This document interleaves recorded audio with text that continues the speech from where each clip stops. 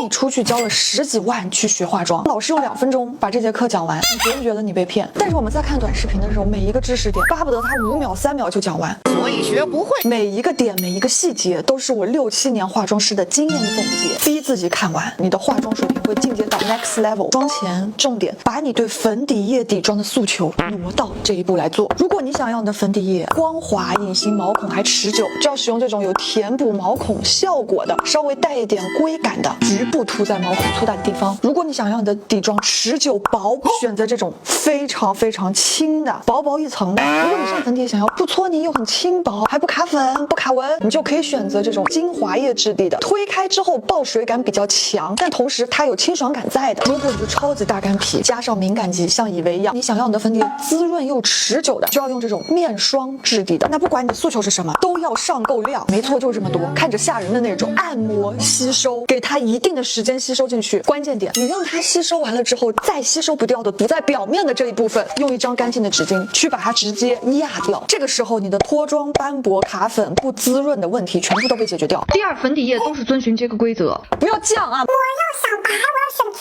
白的色号。你的提亮没有任何空间，你整个妆化完之后，除了脸大了一圈，该泛出来的瑕疵依然泛出来。想让粉底液发挥自身遮瑕力的最大化，同时轻薄，我们就用干顺油腻法。皮肤偏干的地方顺着毛孔生长的方向上妆，皮肤偏油的地方逆着毛孔上妆。不要用纯干的粉，纯干的粉扑一上脸之后吸粉会比较多，也不要用这种能滴出水的。之前有博主教过，我本来是想卖它的，后面没卖。水它会跟你的粉底融在一起，它会把你的粉底质地去改变。那要用什么呢？把水挤干以后，再拿一张纸巾，再把它吸掉。就像你黄梅天的衣服没晒干，多余的粉吃在粉扑上，垂直拍打，把力道用在你们的手上压下去啊！不用像泡菜国的那个方法一样把脸打痛，但是要有力道。如果你是大瑕疵皮，我们主要是围绕着面中去拍开，脸颊周围带过就可以，脖子一定要稍微带过一下。拿一张纸巾把粉扑上，多余的粉把它蘸掉一点，稍稍成膜之后，眼睛下面眼皮这种容易卡粉的地方，我们要把它的粉底量去减少，但是我们又不能减轻它的遮瑕力，又不能让它斑驳，所以在这一步去给它再按压一遍，你的粉底就完成了。遮瑕遵循28原则，人的肉眼是会有一个4舍5入的，我们的瑕疵永远占皮肤的20%。那如果你整张脸都非常厚，看过去你本来没问题的皮肤，他就觉得你是不是欲盖弥彰，整张脸80%都薄，20%厚，一看过去这人皮肤还不错，本来有斑啊、红血丝、痘印，用我的粉底液方法已经遮掉了，那么透出来的地方再用遮瑕液。那如果你的遮瑕是那种5颜6色，才会放在粉底液之前去做，但我不建议新手那样去做，因为会比较复杂。28原则第2个点，你的量要少，等它3/4到1/2干才去晕染边缘。注意一个点哈，你们遮瑕的时候经常这样涂，晕开之后后卡纹没遮住的同时，眼睛变小了，眼睛的卧蚕这里有结构，你把它涂上遮瑕了。我们用一把小刷子就刮点在这个凹陷处稍微来一点，它本来是一个完整的弧形，我把这个弧形从中间打断之后，它就不能形成一个完整的弧形，那么视觉上呢就会消失。如果这个简单的方法对你来说效果不强烈的话，先看2023年6月10日这期视频，总比你花了大几万然后去线下学好啊。法令纹凹陷的姐妹永远不要画在这一条线上，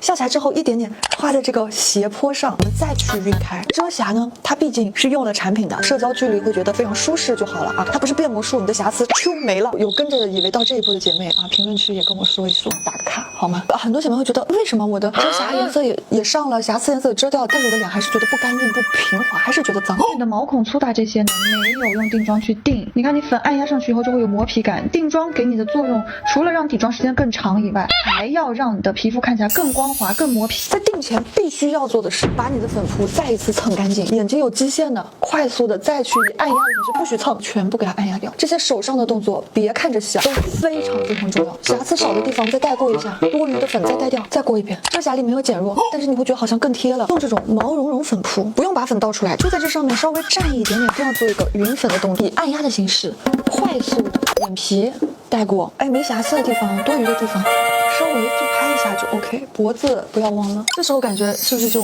磨皮了？化妆师建议粉状和定妆喷雾一起去结合使用，妆效会更好看。是不是没耐心了？来，看到这里的别以为举个手，接下来就会非常快，因为我们的妆是很简单的，拿出一块腮红膏或者是腮红都可以，按压在上眼皮上，就用一个粉扑就 OK。很多妹妹会说，我已经用过定妆粉了，再用膏状会不会出事儿？用按压不会哈。如果你担心的话，就换成这种粉状腮红，大面积的去拍开，你是不是突然感觉气色来了一点？完全没花，对不对？把色块颜色铺好之后，我们先画眼妆。眼影干净不飞粉和眼影的画法，可以看这2期视频怎么找到卧蚕。以为有一条眼纹，最低点就在这个眼纹结束的地方，是把它晕开，能看到一个自然的卧蚕出现。人中长嘴唇薄的姐妹，咱们在这儿用棕色画一点阴影，然后稍微去模糊一下，你的嘴唇就往上抬，上唇就会厚一些，下唇也可以啊，这都是比较简单的方法，就会非常快的对面部有一个改变。咱们再拿出粉扑，是不是就可以用深棕色去把这个修容晕染开了？快截图保存。可以看一下两边的对比，眼部细节，刀锋刷在这个面，就像盖印章一样，再轻轻的顺着这个边去给它晕染一下。我们日常下至不用下至的太夸张，也是用刀锋刷这个侧面去把上眼睑给它眼线拉出来，再用浅一点的棕色下眼影结束的位置中间。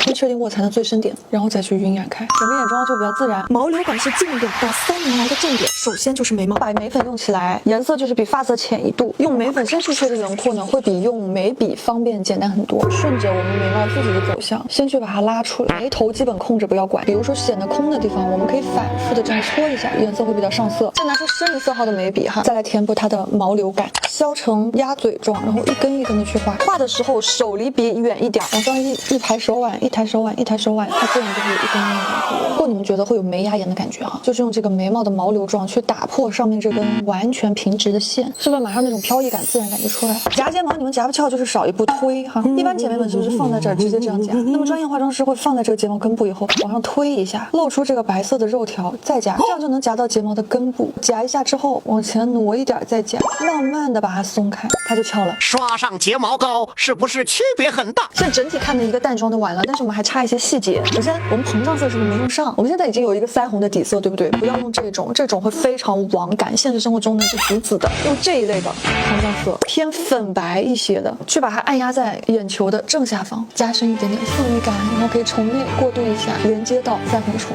是不是氛围感来了？鼻头我们也可以来一点点。如果特别喜欢那种团状腮红，在这个位置的也可以上，找一个气色腮红哈。想分清楚收缩色、膨胀色和气色呢，去看2023年2月28日这期。最后是嘴唇，有非常多复杂的画法，但是对于我这种嘴唇比较薄的，我们再用一开始上的那个腮红膏的颜色，去把中间边缘都给它模糊掉。先第一遍涂在嘴唇中间，然后抿开过渡，就用手指。第二遍着重的涂中间这一个地方，就比起刚刚干瘪的嘴唇是不是多很多？如果我们还想要新年闪闪亮，我们可以拿出这种大颗粒的闪片，挑出几颗，然后沿着睫毛的根部去叠加，它就会有这种跳跃的闪，但是比较自然不夸张。上眼睑呢就用手去按一点点。这就是一个比较基础的妆，答应我你就练3次。